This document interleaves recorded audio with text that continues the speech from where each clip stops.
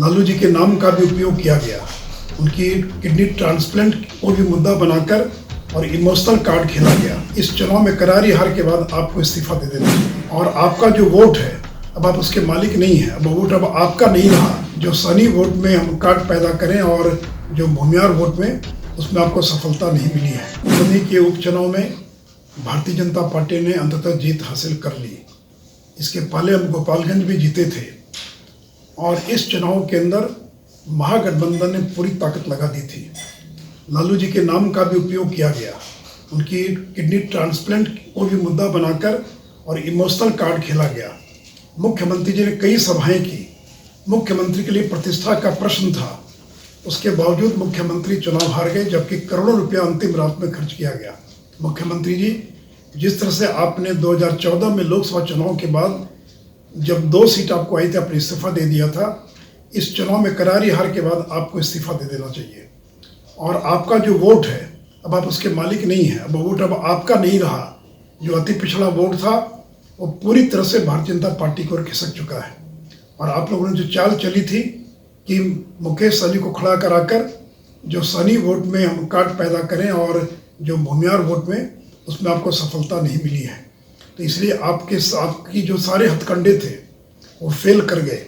और उसमें मैं कुर्नी की जनता को इस जीत के लिए बधाई देता हूँ। और जो बीजेपी के कार्यकर्ता जो दिन रात लगे इस चुनाव के अंदर केदार गुप्ता की जीत के लिए, उसके लिए मैं केदार गुप्ता जी को और कार्यकर्ताओं को भी बधाई और धन्यवाद देता हूँ। कुर्नी के उपचुनाव में भारतीय जनता पार्टी ने अंततः जीत हासिल कर ली।